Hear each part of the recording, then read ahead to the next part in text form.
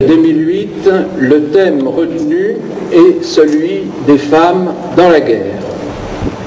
Pendant la Première Guerre mondiale, et bien sûr nous célébrons le 90e anniversaire de l'armistice, et pendant la Seconde Guerre mondiale. Un trait particulier, les élèves et leurs professeurs ont choisi aussi d'évoquer l'Europe. C'est ainsi que le rapprochement franco-allemand et Bourg-Bad Kreuznach, donc rapprochement de Gaulle-Adenauer, date d'exactement 50 ans. Et les élèves et les professeurs ont choisi donc d'évoquer l'Europe aussi par la lecture de textes faits par deux élèves allemandes qui sont scolarisées au lycée Lalande. Eh bien, je cède la place aux élèves tout de suite afin qu'ils vous présentent ce programme sur, je le rappelle, les femmes pendant la guerre. Conflit, bataille, combat, offensive, attaque, insurrection. Les vocables pour désigner la guerre sont nombreux. Cependant, quelles que soient les formes qu'elle ait prises, elle reste toujours en mémoire avec ses morts, ses victimes ou encore ses destructions. En ce 11 novembre 2008, nous fêtons le 90e anniversaire de la fin de la Première Guerre mondiale, premier choc brutal du XXe siècle. Ce 90e anniversaire coïncide avec le décès de Lazare Ponticelli, le dernier poilu, le dernier à avoir pu témoigner du quotidien de la guerre des tranchées, marqué par la douleur et l'horreur. Mais la souffrance et le déchirement furent aussi vécus par les mères, les filles, les compagnes de ces soldats. En effet, la guerre n'était pas, à l'époque, du domaine du féminin. Elles ont néanmoins joué un grand rôle. Ce sont ces femmes de l'ombre que nous évoquerons cette année. Infirmières, marraines de guerre, femmes résistantes ou simplement femmes victimes, leurs actions n'ont pas été des moindres. Lazare Ponticelli n'est plus des nôtres, mais il reste peut-être encore quelques femmes témoins de l'horreur de 14-18 et les médias ne nous en parlent pas. Qu'elles fussent françaises, allemandes, autrichiennes ou italiennes, aujourd'hui titulaires du même passeport européen, elles ont toutes vu partir un proche, un fils, un mari, un frère. Durant la Première Guerre mondiale, que nous évoquerons en premier lieu, ces femmes ont été mobilisées à l'arrière, certes, mais aussi parfois à proximité immédiate du front. Dès le début du conflit, le président du Conseil de l'époque, René Viviani, leur lance un vibrant appel.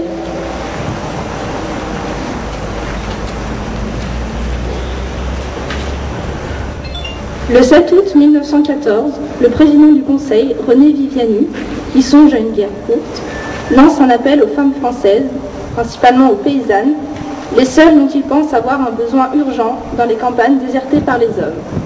Il leur parle le langage viril de la mobilisation et de la gloire. Debout, femmes françaises, jeunes enfants, filles et fils de la patrie, remplacez sur le champ de travail ceux qui sont sur le champ de bataille. Préparez-vous à leur montrer, demain, la terre cultivée, les récoltes rentrées, les champs ensemencés. Il n'y a pas, dans ces heures graves, de labeur infime. Tout est grand qui sert le pays. Debout, à l'action, à l'œuvre. Il y aura demain de la gloire pour tout le monde.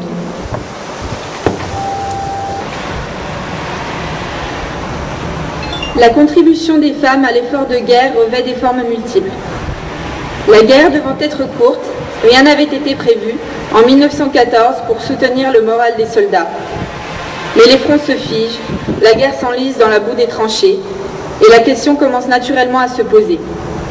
Elle se pose de façon plus aiguë pour les mobilisés originaires des régions envahies, qui sont coupés de toutes nouvelles de leur famille et qui, par là même, sont privés de soutien affectif. Livrés à eux-mêmes, ces soldats sont secourus par diverses œuvres et associations, qui ne peuvent toutefois remplacer l'affection d'une mère, d'une épouse ou d'une sœur. C'est d'abord pour eux qu'est conçue la généreuse idée des marraines de guerre. Voici une réponse adressée par un soldat à sa marraine de guerre.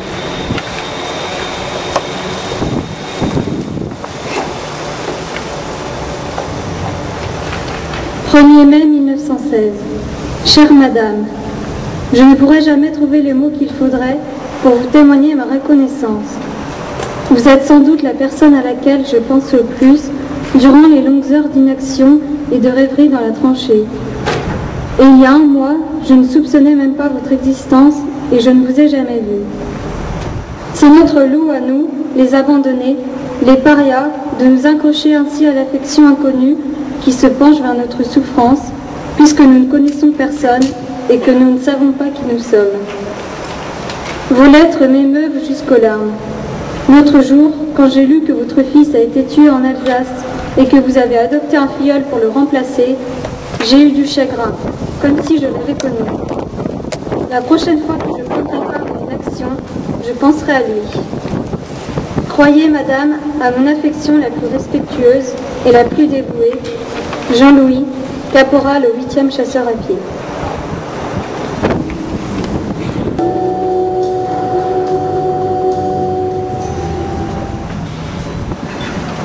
Les hommes partirent se battre pour défendre le pays.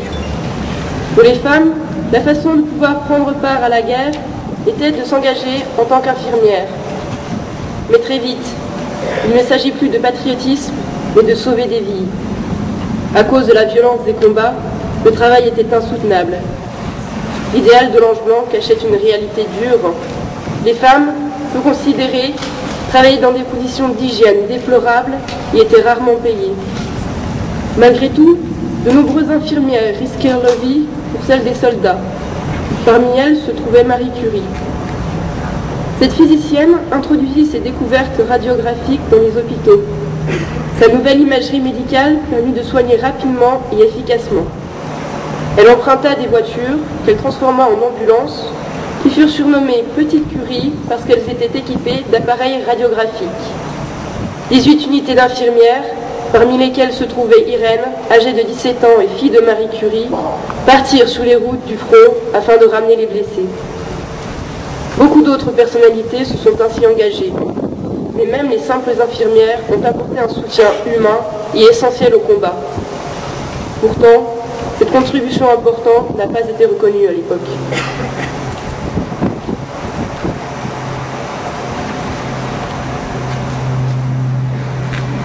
En rendant hommage aux anciens professeurs, maîtres, agents et élèves du lycée, morts au combat, nous penserons aussi à leurs mères, à leurs sœurs, à leurs compagnes et à ces infirmières qui les ont peut-être accompagnées dans leurs derniers instants.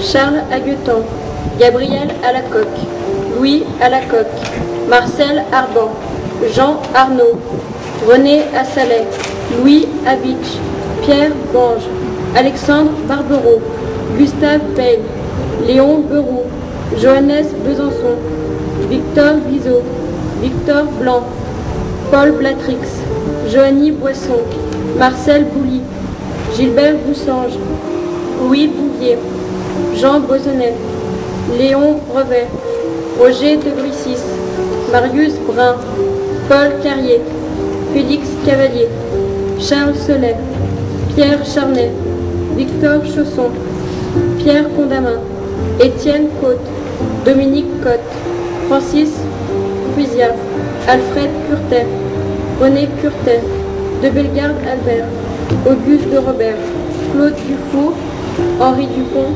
Maurice Durand, Jean-Baptiste Dutan.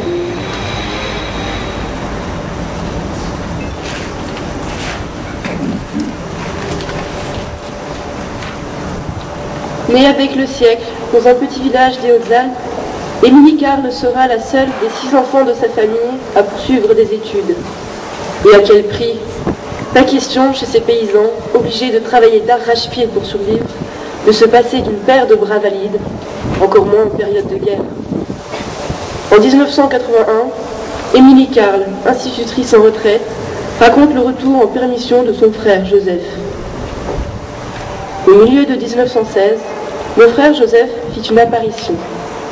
Il n'y a pas d'autre mot, c'était une apparition, personne ne l'attendait. Il s'était débrouillé pour avoir une permission, et quand il arriva, sa visite fut pour moi comme un rayon de soleil.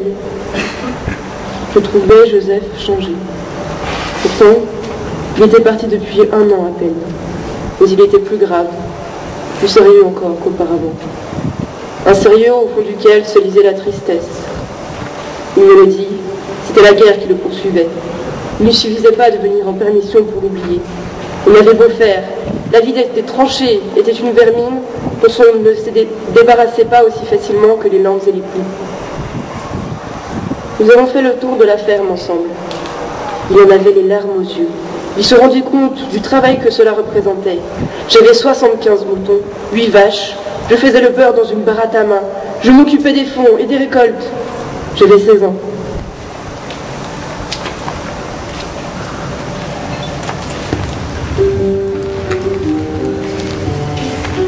Pierre Dutemps, Alexandre Écochard, Jean-Édouard, Pierre Épêche, Albert Fabry, Henri Fèvre, Henri Falquet, Louis Fonlu, Émile Fontaine, Louis Fouet, Maurice Fouret, André Fromont, Henri Guignot, Laurent Garnier, Léon Gauthier, Raymond Gillet, Charles Girard, Ernest Girard, René Girard, Félix Goy, André Grosbuis, Louis Guéry, Edmond Guillet, Louis Jaillardon, Jean Janin, Laballe Paul, Georges Lachard, André Lafay, Pierre Lafay, Georges Lambéry, Marcel Lansin, Félix Lavigne, Louis Estiéban, Benoît Laurin, Léon Maître-Pierre, André Maréchal,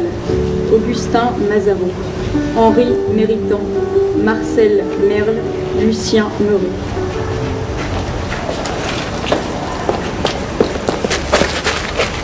Ce texte extrait du roman autobiographique du soldat allemand Erich Maria Remarque fait écho à celui de Médical. Nous sommes en 1916. Je m'étais imaginé la permission de manière différente. Il y a un an, effectivement, elle était tout autre. C'est sans doute moi qui ai changé depuis. Entre aujourd'hui et l'année dernière, il y a un abîme. Alors je ne connaissais pas la guerre. Nous n'avions été que dans les secteurs tranquilles. Aujourd'hui, je remarque que, sans le savoir, je suis déprimée. Qu'est-ce qu'une permission? Un changement qui, ensuite, rend tout beaucoup plus pénible. Mais maintenant, il faut songer au départ. Les journées deviennent plus pénibles et les yeux de ma mère toujours plus chagrins. 4 jours encore, il faut que j'aie trouvé la mère de Camarie. On ne peut pas décrire ces choses-là. Cette femme tremblante et sanglotante qui me secoue en criant.